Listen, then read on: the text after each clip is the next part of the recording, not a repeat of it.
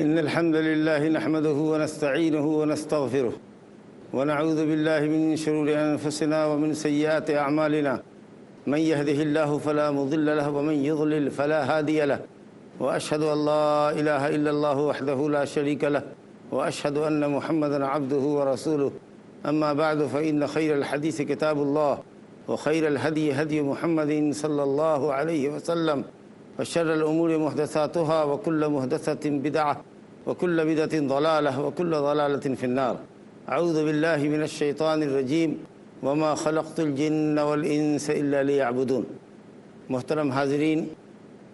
اللہ سبحانہ و تعالیٰ کی توحید دین کی اصل اور اساس ہے، اور توحید کی درستگی پر ہی اعمال کی درستگی اور قبولیت موقوف ہے، اور یہی توحید جن و انس کی پیدائش کا مقصد اور انبیاء و رسول علیہم الصلاۃ والسلام کی بعثت کی غرض و غایت ہے۔ قابل مبارکباد ہے پیس ٹی وی اردو اور اس کے ذمہ داران جنہوں نے آپ کے لیے توحید کے دروس کا ورکشاپ قائم کیا ہے تاکہ آپ اپنے عقیدے کی اصلاح کریں، کیونکہ عقیدے کی اصلاح اور درستگی پر ہی اعمال کی اصلاح، درستگی اور قبولیت موقوف ہے۔ اور اس کے لیے جس کتاب کا انتخاب عمل میں آیا ہے وہ کتاب اللہ سبحانہ و تعالیٰ کی خالص بندگی، جس کو توحید عبادت، توحید الوہیت کہتے ہیں، اس عنوان پر لکھی جانے والی کتابوں میں سر فہرست ہے، بے نظیر اور بے مثال کتاب ہے۔ کتاب کا نام ہے کتاب التوحید الذی هو حق اللہ علی العبید۔ کتاب التوحید، وہ توحید جو اللہ کا حق ہے اس کے بندوں پر۔ اس کتاب کے مباحث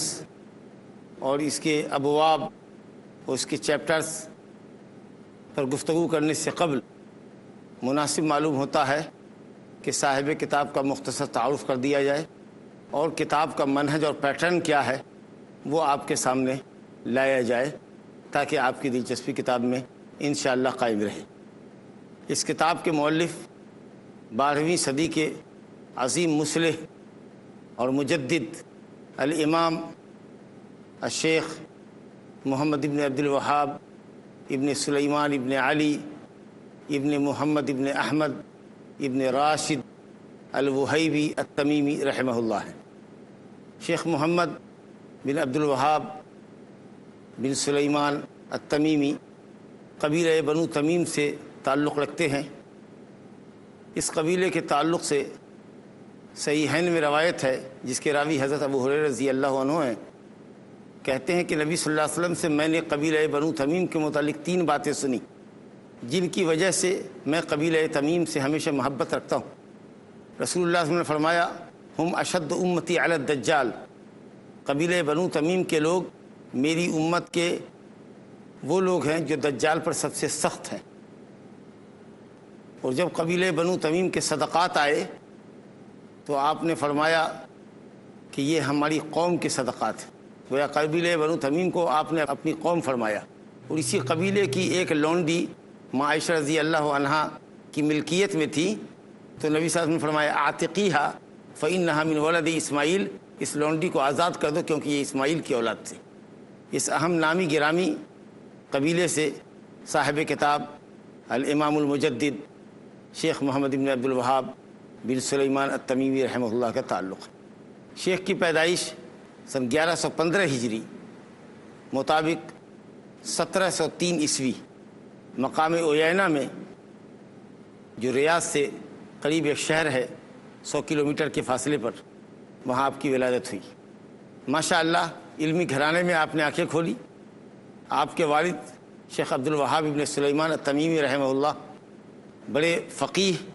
اور شہر کے قاضی تھے۔ آپ نے اپنے والد کے سائے عاطفت میں زندگی گزاری اور ان سے عقیدے کا، حدیث کا، تفسیر کا، فقہ کا علم حاصل کیا۔ نہایت ذہین و فطین تھے۔ 10 سال کی عمر سے قبل قرآن مجید مکمل حفظ کر لیا، اور جب 12 سال کے ہوئے تو والد محترم نے مسجد کا امام آپ کو مقرر کیا، اور اسی 12 سال کی عمر میں آپ کی شادی بھی کر دی۔ طلب علم کی بے پناہ رغبت آپ کے دل میں پائی جاتی تھی۔ ہمیشہ مطالعے میں، کتب بینی میں، اسٹڈی میں آپ لگے رہتے تھے۔ وہ خاص کر شیخ الاسلام امام ابن تیمیہ اور ان کے شاگرد رشید علامہ ابن القیم رحمہ اللہ کی تالیفات اور تصنیفات سے والہانہ محبت رکھتے تھے۔ پھر طائر شوق نے حرمین شریفین کی راہ لی۔ سوچا کہ اپنے شہر سے نکل کر حرمین شریفین کے علماء سے علم حدیث و فقہ حاصل کریں۔ چنانچہ سب سے پہلے مکہ گئے، وہاں فریضہ حج کی ادائیگی سے فارغ ہوئے، اور آپ نے وہاں کے علماء سے علم حاصل کیا۔ پھر مدینہ نبویہ کا رخ کیا، اور وہاں خاص طریقے سے 2 بڑے عالم عبداللہ بن ابراہیم آل سیف اور علامہ محدث محمد حیات سندھی رحمہ اللہ سے اکتساب فیض کیا، حدیث کا بطور خاص علم حاصل کیا، اور پھر اس کے بعد اپنے وطن عیینہ تشریف لائے۔ طلب علم کے شوق میں آپ عراق بھی گئے، اور عراق کے مشہور شہر بصرہ کے اندر آپ فروکش ہوئے۔ وہاں شیخ محمد المجموعی کے گھر میں قیام کیا، اور زیادہ تر علماء سے اکتساب فیض، اکتساب علم آپ نے شہر بصرہ میں کیا۔ شہر بصرہ کے اندر طالب علمی کے زمانے میں آپ نے یہ عظیم کتاب التوحید الذی هو حق اللہ علی العبید تصنیف فرمائی، جیسا کہ ان کے پوتے علامہ عبد الرحمن بن حسن رحمہ اللہ، جنہوں نے اس کتاب کی ایک عظیم شرح فتح المجید لشرح کتاب التوحید لکھی ہے، انہوں نے لکھا ہے کہ دادا جان نے یہ کتاب بصرہ میں قیام کے دوران طالب علمی کے زمانے میں تصنیف کی تھی۔ اس کے بعد آپ شام جانا چاہتے تھے، لیکن قدرت کو منظور نہیں تھا، کچھ رکاوٹیں آ گئی، آپ پھر اپنے وطن معروف لوٹے۔ لیکن جب تک آپ عراق سے لوٹتے، اس وقت تک آپ کا خاندان، آپ کے والد شہر عیینہ چھوڑ کر شہر حریملہ آ گئے تھے، جو ریاض سے قریب ہے۔ اور اس درمیان میں واپسی میں مقام احسا اور دوسرے مقام سے گزرتے ہوئے وہاں کے علماء اور فضلاء سے بھی علم حاصل کیا۔ جب شہر حریملہ آئے تو آپ نے درس و تدریس کا سلسلہ قائم کیا، دعوت کا کام کیا، اور ماشاء اللہ نہایت ذہین و فطین آدمی تھے۔ قول حق اور رد باطل میں انتہائی جری اور انتہائی شجاع تھے۔ بلا خوف لومۃ لائم، کسی ملامت گر کی ملامت کی پرواہ کیے بغیر حق اور اللہ سبحانہ و تعالیٰ کی توحید جو اول واجب ہے انسان کے اوپر، اس کو آپ نے نہایت تندہی کے ساتھ، دل جمعی کے ساتھ، رغبت کے ساتھ پیش فرمایا، اور شرک و بدعت پر رد کیا۔ جہاں بہت سے لوگ آپ کے مداح ہوئے اور بہت سے لوگوں کے دلوں میں آپ کی محبت بیٹھی، وہیں شہر کی اکثریت کفر و شرک پر کھلا رد کرنے کے نتیجے میں آپ کی مخالف ہو گئی اور تکلیفیں دینے شروع کی۔ اتنا پریشان کیا کہ آپ کے والد کو یہ کہنا پڑا کہ آپ اپنی ایکٹیویٹی، اپنی دعوتی سرگرمی کم کر دیجیے۔ پھر والد کے انتقال کے بعد آپ نے پھر پوری تندہی دکھائی، اور پوری دل جمعی اور نشاط اور رغبت کے ساتھ دعوت توحید کا کام آپ نے شروع کیا۔ لیکن لوگ آپ کے دشمن ہوئے، اور چند لوگ ایک دن آپ کے قتل کے ناپاک ارادے سے آپ کے گھر کی دیوار پر چڑھ آئے، جس کو کچھ لوگوں نے دیکھا تو ڈانٹا ان کو اور پھر وہاں سے بھگایا، اور مخلصین نے مشورہ دیا کہ یہ شہر میں آپ کے لیے اقامت بہتر نہیں ہے، لوگ آپ کی جان کے پیچھے پڑ گئے ہیں، لہٰذا آپ شہر چینج کر دیجیے۔ حریملہ سے پھر آپ مقام عیینہ آئے، جو آپ کا مولد و مسکن تھا۔ وہاں کا امیر عثمان بن معمر تھا، آپ اس سے ملے، آپ نے اللہ سبحانہ تعالیٰ کی توحید کی طرف اس کو بلایا، کہا اللہ سبحانہ تعالیٰ کی شریعت کو نافذ کرو، اللہ رب العالمین زمین میں غلبہ اور تمکنت عطا فرمائے گا، تمہارے مقام اور مرتبے کو بلند کرے گا، کیونکہ اللہ کا وعدہ ہے وَلَا يَنْصُرَنَّ اللَّهُ مَن يَنْصُرُهُ إِنَّ اللَّهَ لَقَوِيٌّ عَزِيزٌ، جو اللہ کی مدد کرتا ہے اللہ ضرور اس کی مدد کرتا ہے۔ ان آیات کی روشنی میں عثمان بن معمر کو توحید کی طرف بلایا، اللہ کی شریعت کو نافذ کرنے اور عملی تطبیق کی طرف بلایا اور کہا کہ اللہ تعالیٰ نصرت اور غلبہ نصیب فرمائے گا۔ اس نے حامی بھر لی اور آپ کی مدد و اعانت کا وعدہ کیا۔ چنانچہ اس کی مدد و اعانت کے ساتھ اللہ کی توفیق سے آپ شرک اور بدعت کے مظاہر کو مٹانے لگے، ان درختوں کو کاٹنے لگے یا کٹوانے لگے جن درختوں کی لوگ تعظیم کرتے تھے، جہاں لوگ اپنی مرادیں مانگنے کے لیے جایا کرتے تھے۔ قبروں پر بنے ہوئے قبوں کو ڈھانا شروع کیا اور اسلامی سزاؤں کو نافذ کیا۔ چنانچہ اسی درمیان میں ایک عورت جس سے زناکاری سرزد ہو گئی تھی اور اعتراف جرم کرنے آئی تھی، تو حضرت امام صاحب کتاب رحمہ اللہ نے جو عثمان بن معمر کے مشیر، وزیر، مفتی اور عالم اور قاضی کی حیثیت رکھتے تھے، فیصلہ اور فتویٰ صادر کیا کہ اس عورت کو رجم کر دیا جائے۔ شادی شدہ عورت تھی، چنانچہ اس کو رجم کیا گیا۔ پورے نجد میں یہ خبر جنگل کی آگ کی طرح پھیلی اور یہ خبر احسا کے حاکم سلیمان بن محمد بن عرعیر کے پاس پہنچی۔ وہ غصے سے لال پیلا ہوا اور اس نے عیینہ کے امیر عثمان بن معمر کو لکھا کہ محمد بن عبد الوہاب کو قتل کر دو، کیونکہ اس نے ایک عورت کو قتل کیا ہے یا اس کے فتوے سے قتل کی گئی ہے، حالانکہ اسلامی سزا تھی۔ زانی شادی شدہ ہو اور جرم ثابت ہو جائے تو اس کی اسلامی سزا ہے کہ رجم کر دیا جائے، لیکن اس کے نتیجے میں کہا کہ ان کو قتل کر دو۔ چنانچہ عثمان بن معمر نے امام الدعوہ کو، شیخ محمد بن وہاب رحمۃ اللہ علیہ کو، حاکم احسا کے حکم سے آگاہ کیا اور کہا کہ مجھے خوف ہے یا یہ سمجھ کر کے کہ اس کی ریاست کے اندر تھی اور وہ سالانہ امداد کیا کرتا تھا، ڈر گیا عثمان بن معمر کہ کہیں اگر اس نے محمد بن وہاب کو اپنے شہر سے نہیں نکالا تو سالانہ امداد احسا کا امیر بند کر دے گا،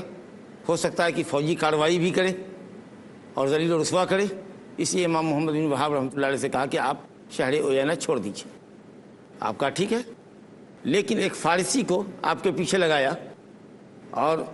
سمجھا دیا کہ جب یہ شہر سے باہر نکل جائیں تو ان کو قتل کر دینا تاکہ حاکم کے حکم پر عمل ہو جائے، اور یہ بات بھی رہ جائے کہ ہم نے آپ کو پناہ دیا تھا، آپ کی نصرت اور حمایت کا وعدہ کیا تھا، تو شہر میں ہم نے قتل نہیں کیا، کسی فارسی نے آپ کو قتل کر دیا دھوکے سے، تو اس میں ہمارا کیا قصور ہے؟ لیکن اللہ رب العالمین جس کو رکھے اس کو کون چکے۔ سلسلہ کلام جاری ہے، انشاءاللہ تعالی مختصر سے وقفے کے بعد پھر آپ کی خدمت میں حاضر ہوں گا۔ السلام علیکم ورحمۃ اللہ۔ ماشاءاللہ ناظرین، وقفے کے بعد آپ کا استقبال ہے۔ گفتگو آپ کے ساتھ چل رہی تھی کہ عثمان بن معمر نے حاکم احسا کے کہنے پر ایک اسلامی شریعت کے ایک قانون جرم زنا کی سزا رجم کے نفاذ کے نتیجے میں آپ کو شہر سے نکلوایا۔ یہ واقعہ سن 1155 کا ہے۔ آپ وہاں سے نکلے اور آپ نے رخ کیا درعیہ کا۔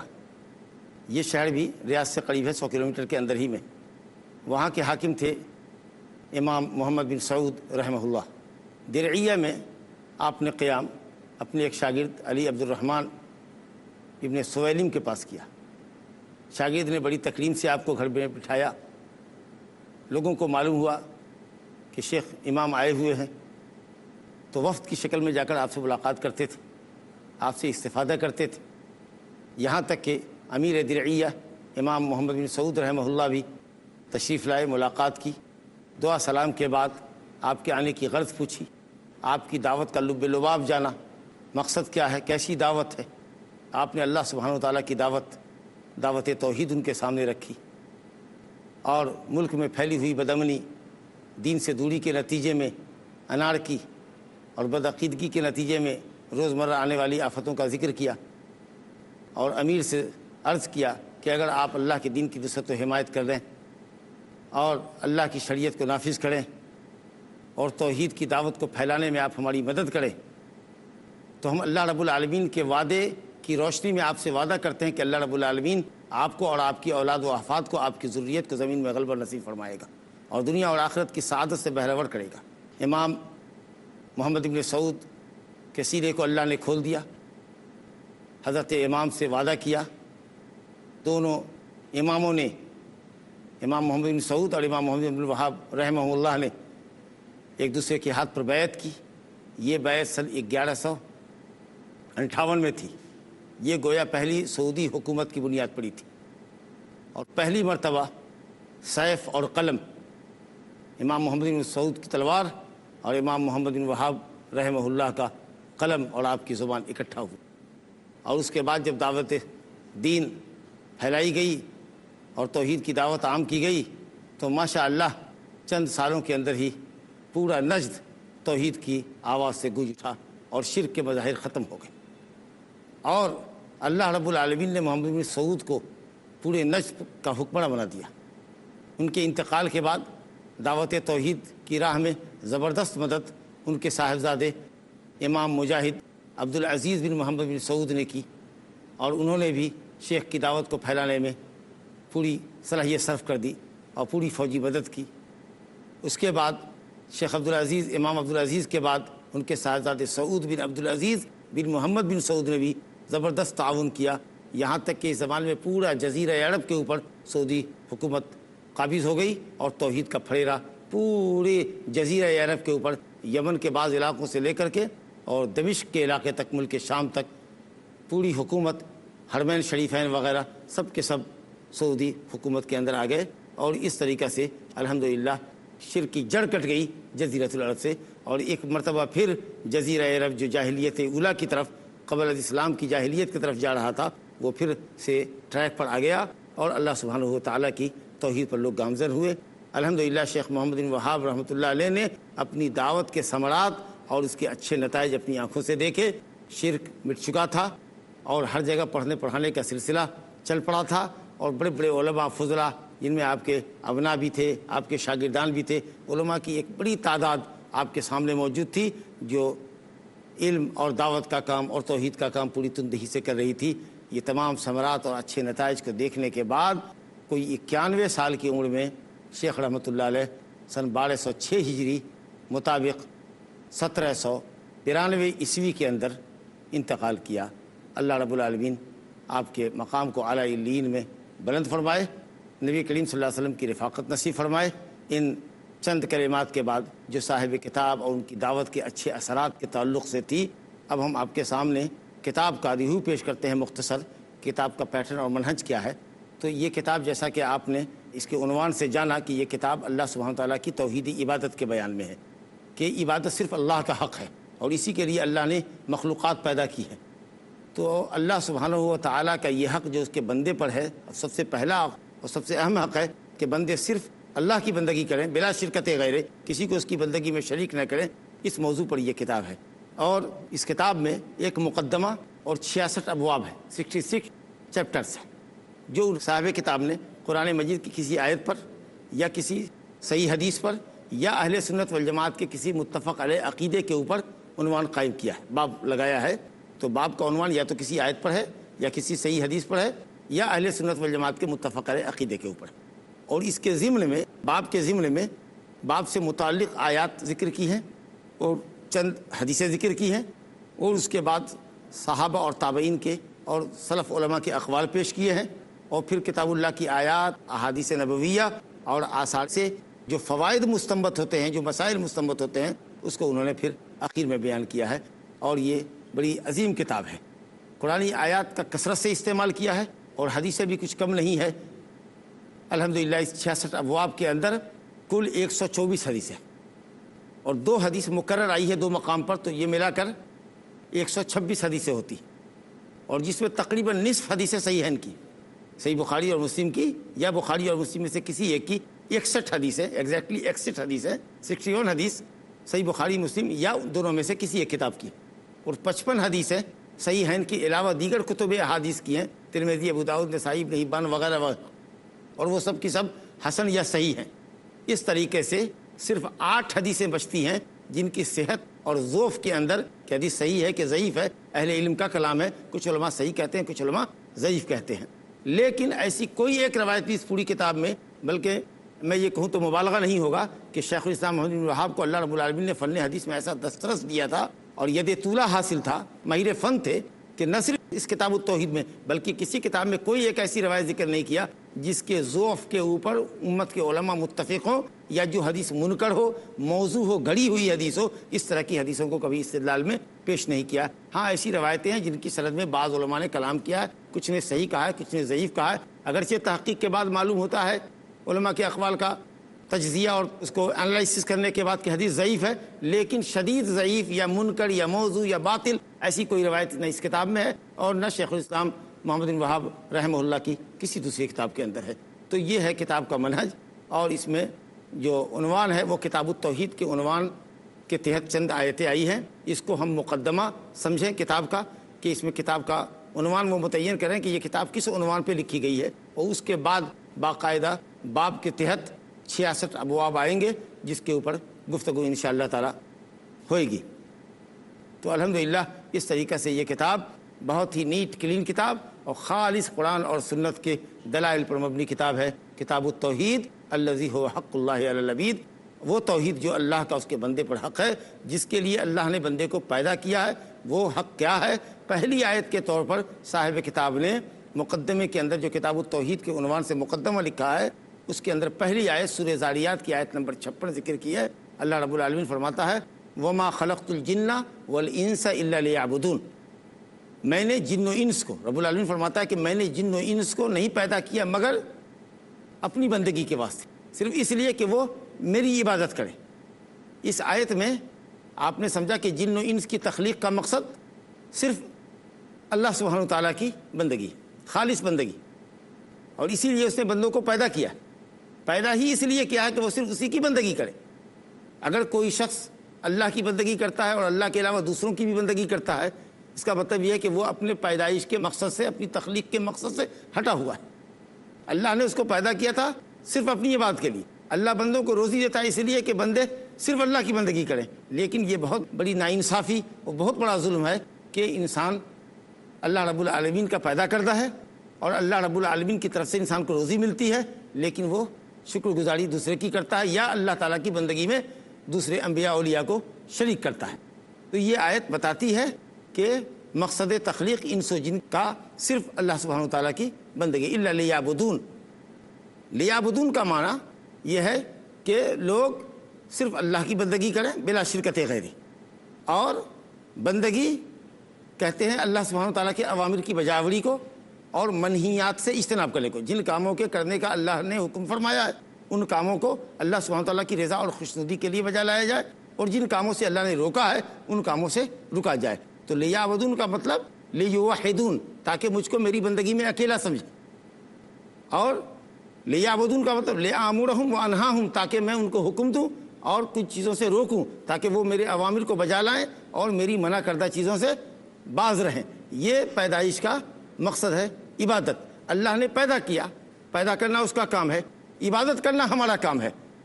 اب اگر ہم اس مقصد کو پورا نہیں کرتے ہیں تو اللہ رب العالمین کے شدید عذاب سے دوچار ہوں گے، اور اگر ہم نے اپنی پیدائش کے مقصد کو پورا کیا، بندگی اللہ کی صرف اللہ کی بلا شرکت غیرے، تو ہم نے اپنی پیدائش کے مقصد کو پورا کیا، اور اللہ رب العالمین اس توحید کے اوپر دنیا اور آخرت میں عظیم اجر و ثواب سے نوازے گا۔ عبادت کا جو معنی اور مفہوم ہے اس کو ہم کو سمجھنا چاہیے۔ انشاءاللہ ہم عبادت کا معنی اور مفہوم آپ سے بیان کریں گے، لیکن انشاءاللہ اس کے لیے ہم دوسری مجلس میں آپ سے مخاطب ہوں گے۔ اللہ سبحانہ و تعالی ہمیں ہماری پیدائش کے مقصد کو سمجھنے کی توفیق عطا فرمائے، اور عمدہ طریقے پر اللہ رب العالمین ہم سے، آپ سے اور تمام لوگوں سے اللہ رب العالمین اپنی خالص بندگی کا حق ادا کرنے کی توفیق عطا فرمائے۔ آمین۔ اللہ اللہ یا ربی یا اللہ، اللہ یا ربی یا اللہ۔